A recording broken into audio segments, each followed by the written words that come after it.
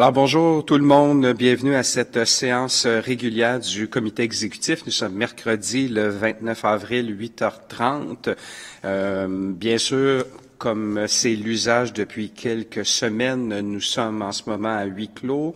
Les membres du comité exécutif sont présents au téléphone, ici physiquement dans la salle Peter McGill. Outre moi, il y a bien sûr notre directeur général, le greffier adjoint, Maître Emmanuel Tanimore, de même qu'à de la direction générale, Madame Isabelle Gauthier. Bienvenue à vous tous et à vous toutes, membres du comité exécutif. Bien le bonjour, Madame la mairesse. Oui, bonjour tout le monde. Alors, on va débuter avec, puisque le quorum, l'ensemble des présences ont été prises. Maître Tanimore, vous confirmez que l'ensemble des membres du comité exécutif sont présents? Oui, excellent. Donc, l'ensemble des présences ont été prises. À l'ordre du jour, nous allons ajouter 4 dossiers, donc 20.007, 008 et 009, de même que dans la rubrique 30, Administration et Finances, il y aura également le dossier 30.005. L'ensemble des dossiers décisionnels, donc de ce matin dans la partie publique, sont disponibles, je le rappelle, depuis hier en fin d'après-midi. Alors, tel que modifié, j'imagine que l'ordre du jour est adopté à l'unanimité. C'est fait. Alors, on peut passer maintenant à 10.002, qui est l'approbation du procès-verbal de la séance extraordinaire du 28 mars dernier. Questions, commentaires?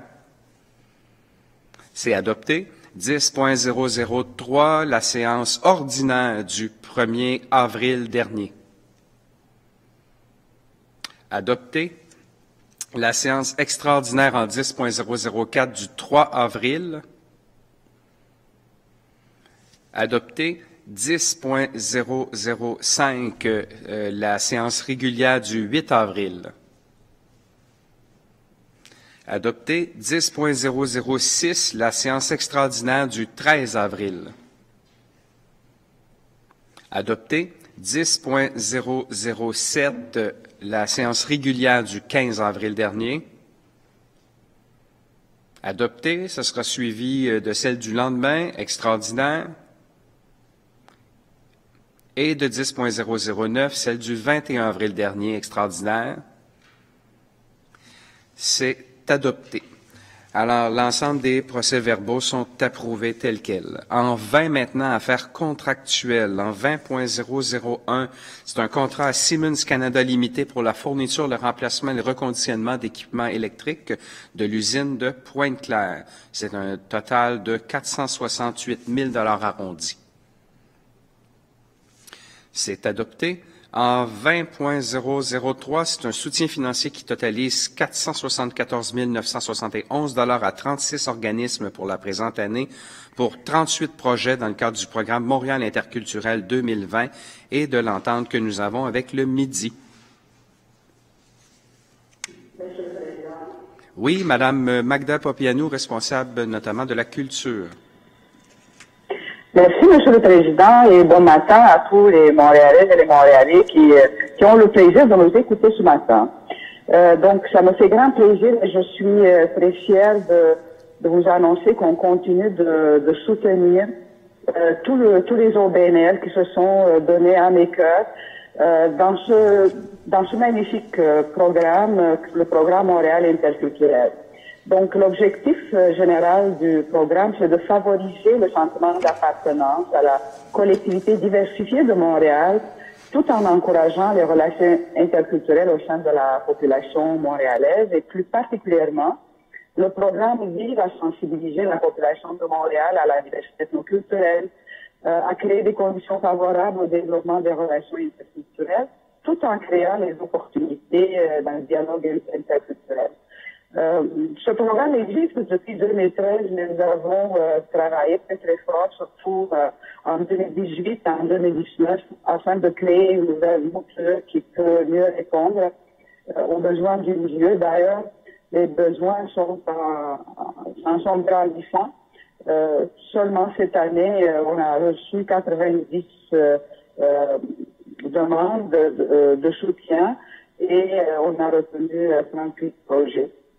Comme vous l'avez si bien mentionné, le budget nécessaire de 475 000 $ arrondis est prévu au budget de fonctionnement du service de la diversité et de l'inclusion sociale, mais aussi soutenu à travers l'entente avec le MIFI.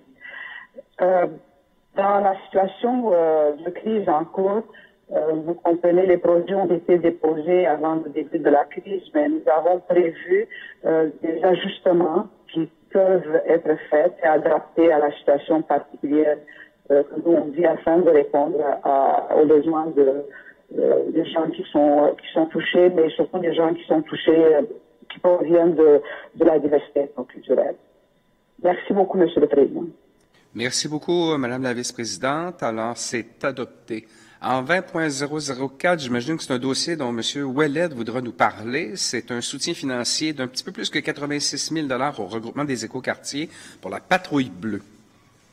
Oui, c'est bien ça, Monsieur le Président. Écoutez, la patrouille bleue est active depuis 2010 à chaque été, donc via les écoquartiers de Montréal. Ça l'a déjà sensibilisé, donc depuis 2010, 85 000 citoyens, notamment au règlement sur l'économie d'eau potable, notamment les nouveaux règlements, par exemple, pour l'arrosage. Mais pour l'édition 2019, donc de l'année passée, on avait fait quelque chose de nouveau. C'est-à-dire que grâce à une collaboration avec Hydro-Québec, on a décidé d'aller directement chez les citoyens pour remplacer les pommes de douche dans des secteurs avec une forte proportion de personnes à revenus modestes, donc dans des blocs appartements. Dans l'arrondissement Mercier-Hochelaga-Maisonneuve, mais particularité, c'était aussi des secteurs où on venait juste de faire des mesures de régulation, de pression et de mesures de contrôle fines pour le secteur. Donc, on pouvait aussi mesurer l'impact de la consommation d'eau pour tout un secteur où on aurait pu faire.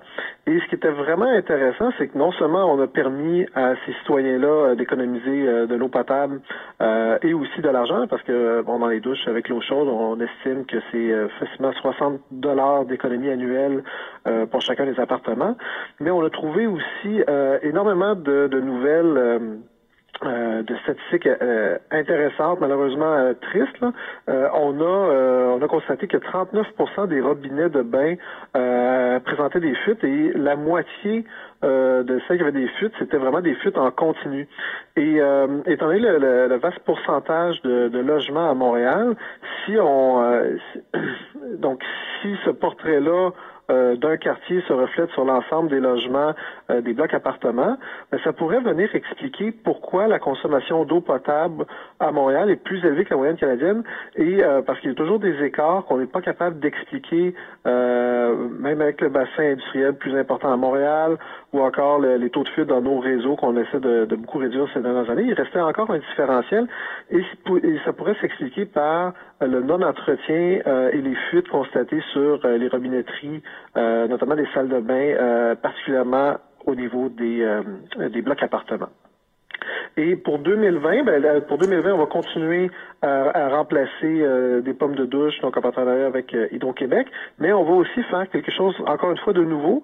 C'est-à-dire qu'on va aussi aller chez les citoyens qui ont des maisons, par exemple, de type unifamilial, en tout cas avec des toits en pente et des gouttières.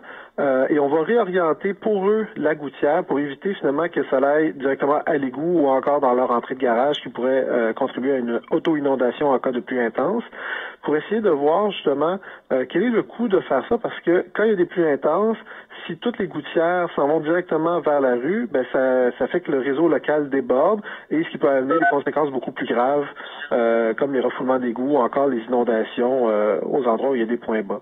Donc avec l'expérience de l'année passée et le bilan qu'on a bien hâte d'avoir de l'édition de cette année, on va vraiment avoir un portrait assez juste pour peut-être les futures éditions, peut-être renouveler la patrouille bleue pour quelque chose de peut-être un peu plus musclé, pour être capable finalement de venir régler directement des problèmes qui ont des impacts majeurs, autant au niveau de la consommation d'eau potable, autant au niveau de la lutte contre les inondations.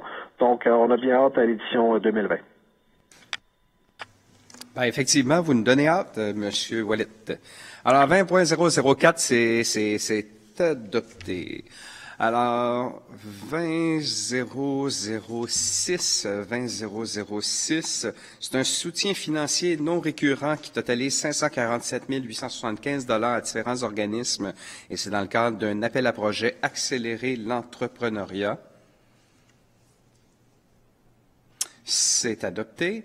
On est maintenant rendu aux ajouts en 20.007. C'est une contribution non récurrente de 150 000 $ au comité sectoriel de main-d'œuvre, économie sociale, action communautaire pour appuyer les entreprises d'économie sociale dans leur gestion des ressources humaines et leur transformation en contexte de pandémie. Et on va peut-être faire un trio de dossiers économiques, Monsieur Rabouin. Alors, je vais nommer aussi 20.008, qui est un soutien financier non récurrent de 280 000 à 3 OBNL. Et c'est dans le cadre d'un appel de proposition pour le soutien technique aux entreprises. Et 20.009, c'est une contribution financière non récurrente de 50 000 $ à Réseau Télescope pour un soutien technique, budgétaire et comptable aux entreprises d'économie sociale dans le présent contexte. Monsieur Rabouin, en tant que responsable du développement économique et commercial et patrimoine. Et design. Bonjour.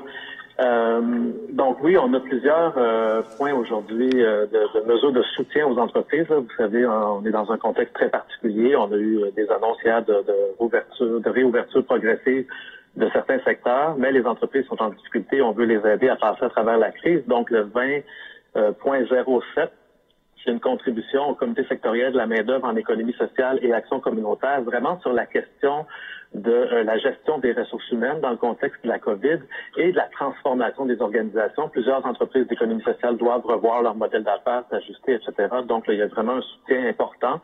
Il y a 300 entreprises collectives qui vont être desservies par une dizaine de webinaires, autant sur le travail à distance, le retour au travail, les règles sanitaires, etc. Il y aura aussi des dizaines d'outils pratiques qui vont être diffusés à l'ensemble des entreprises d'économie sociale montréalaise et il y aura du coaching, 800 heures de coaching.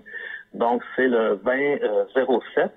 En 20.08, on a fait, vous vous rappelez, on a fait une annonce d'1 million de dollars, un appel à projet à des organismes spécialisés dans l'accompagnement pour soutenir les entreprises, évidemment dans le contexte de la crise. Et là, on a les 3 premiers projets qui sont soutenus. Donc, on a le consortium de ressources d'expertise coopérative, qui est une organisation à but non lucratif qui a des services spécialisés, autant des services juridiques, de ressources humaines, de finances, de marketing, qui est spécialisé dans le conseil aux entreprises collectives. Donc, on aura 1200 heures de conseils individuels pour une centaine d'entreprises d'économie sociale montréalaise, toujours dans l'optique de les aider à passer à travers la crise et de se repositionner pour la relance. On a, ça c'est un des 3 projets qui sont soutenus. Le deuxième, c'est Architecture sans frontières, donc qui va vraiment aider les commerçants à s'adapter dans le contexte de la réouverture annoncée avec des mesures physiques d'aménagement de leur commerce pour répondre aux règles sanitaires. Donc, il y aura des audits individuels, des recommandations et même de l'aide pour faire les travaux d'aménagement physique avec une unité mobile composée de travailleurs bénévoles qui ont quand même une expertise dans le domaine. Et il y aura la production d'un guide qui pourra être diffusé à l'ensemble des commerçants. Le 3e projet, c'est l'association commerciale Centre-Ville La Chine. Donc, c'est l'association de commerçants à la Chine qui a décidé d'accélérer le virage numérique, la livraison. Donc, ils vont développer une plateforme transactionnelle où les Chinois vont pouvoir acheter en ligne, se faire livrer localement. Donc, c'est pas seulement une plateforme de communication, c'est vraiment une plateforme de transaction. Donc, on les soutient avec un montant de 30 000. En 2009, c'est une contribution de 50 000 $ à l'organisme à but non lucratif Réseau Télescope, qui est spécialisé dans la planification budgétaire, la comptabilité. Donc, encore là, qui va soutenir cette fois-ci les entreprises d'économie sociale dans ce secteur-là. Et juste un petit mot pour le point qu'on vient d'adopter, Monsieur le Président, le 2006, on soutient 7 projets d'accompagnement d'entrepreneurs adaptés à la COVID, beaucoup en entrepreneuriat féminin, entrepreneurs issus de la diversité et entrepreneuriat jeunesse. Donc, c'est un ensemble de mesures de contribution de la Ville vraiment pour accompagner les entreprises montréalaises à passer à travers cette crise sanitaire. Merci. Merci beaucoup, Monsieur Rabouin. Alors, 4 dossiers qui, je pense, honorent notre administration. Alors, on va aller de l'avant, c'est certain. On passe maintenant en 30 en administration et finances et on débute ça avec 30.001 qui est une autorisation au greffier d'émettre une attestation de non-objection à la délivrance par le MELCC d'un certificat d'autorisation pour la construction d'infrastructures municipales et c'est dans le cadre d'un projet immobilier qui s'appelle Cité Midtown. On est dans l'arrondissement de Saint-Laurent.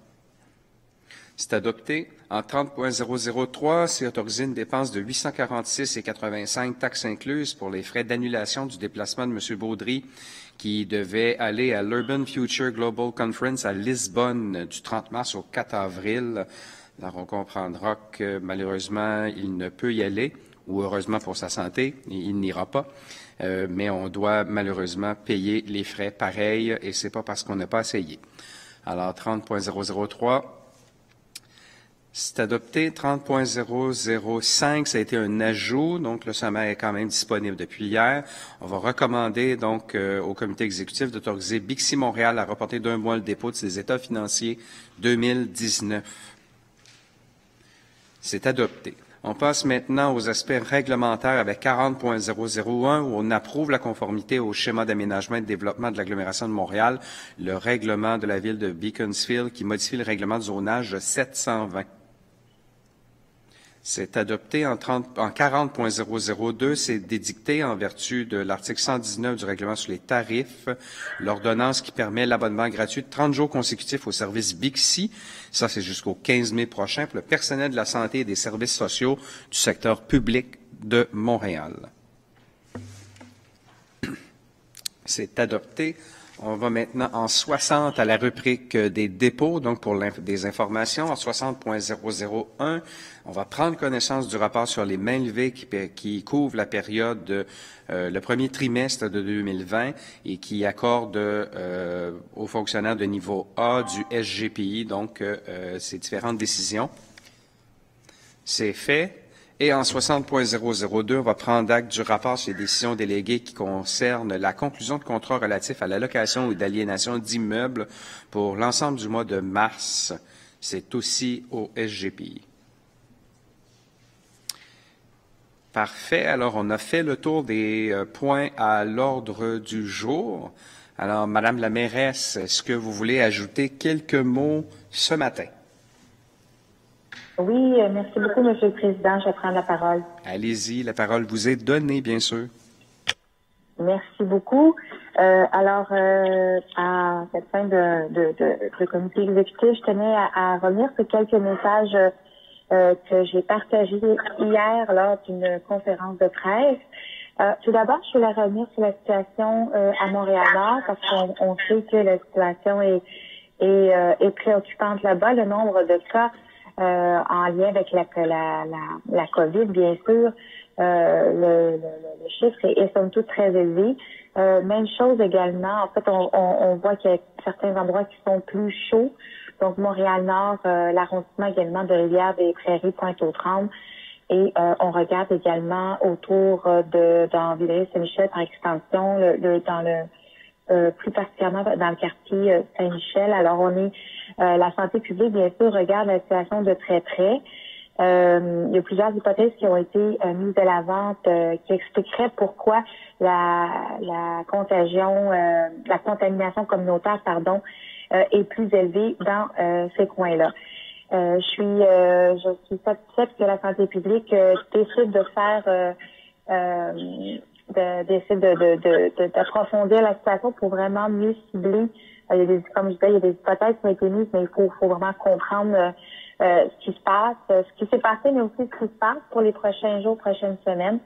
Alors, il va y avoir une stratégie de dépistage plus intense dans ces quartiers-là. Alors, bien sûr, nous suivons la situation très près, et bien sûr avec la mairesse de l'arrondissement et l'ensemble des élus de l'arrondissement de Montréal-Nord, mais nous aurons bien sûr des discussions avec les autres arrondissements dont je viens de vous parler.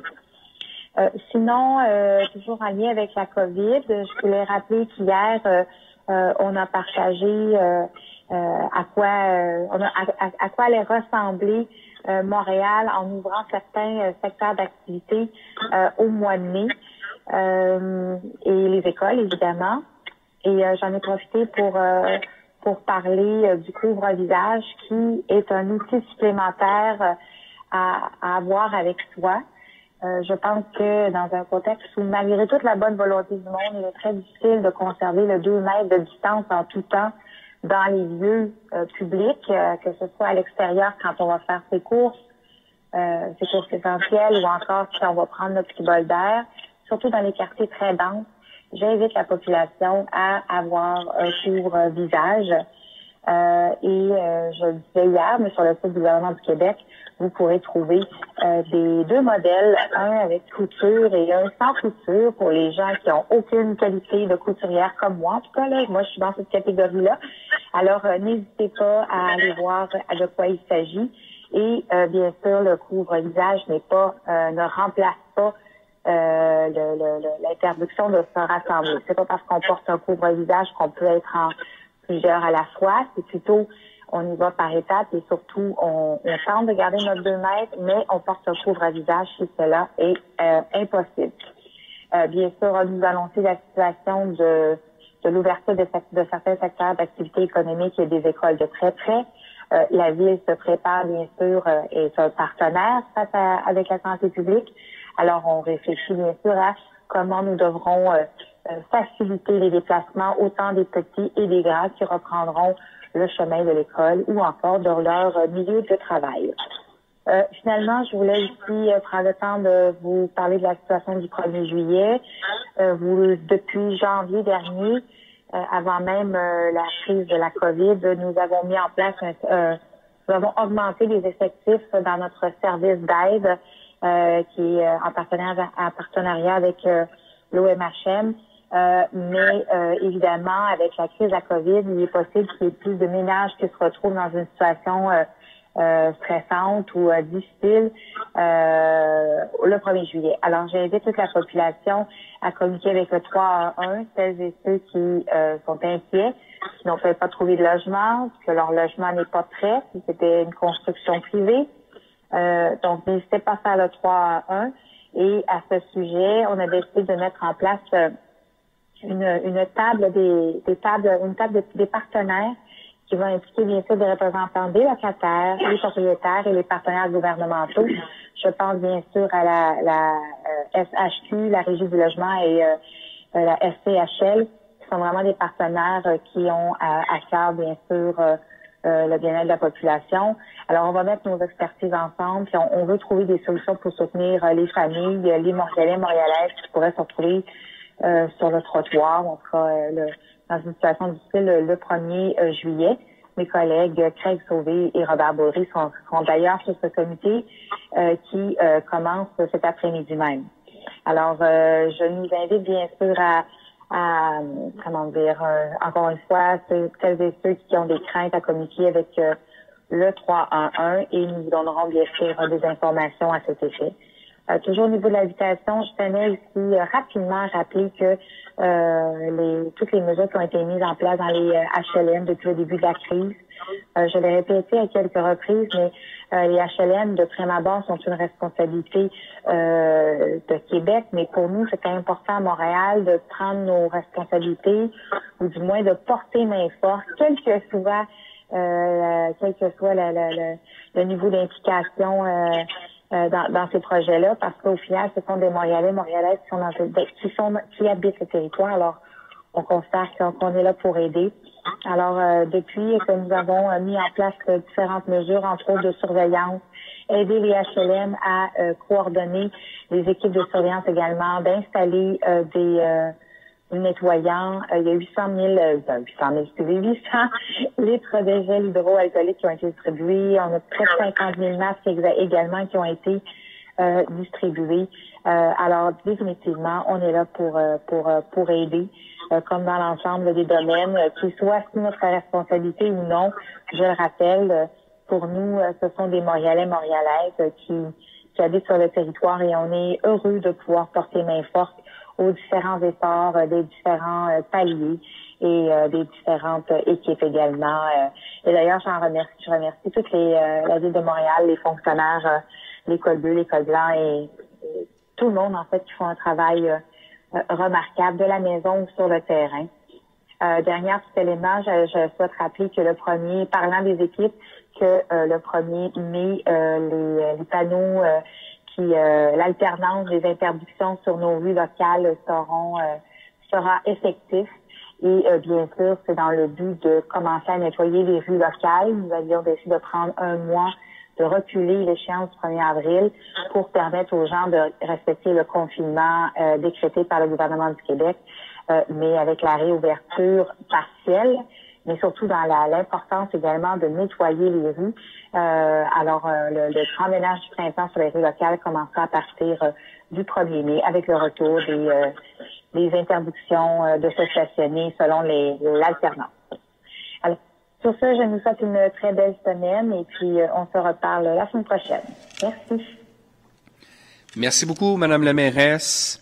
Alors, avec ceci, ça met fin à la partie publique de nos délibérations.